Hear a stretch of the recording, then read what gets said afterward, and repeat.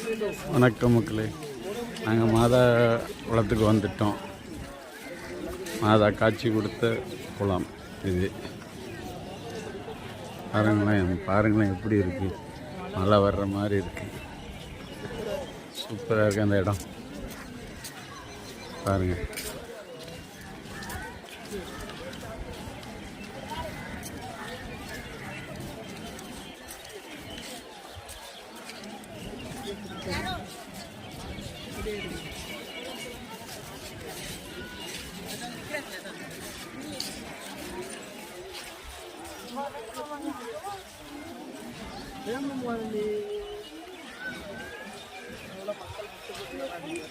எவ்வளோ மக்கள் முட்டு போட்டு வராங்க பாருங்கள்.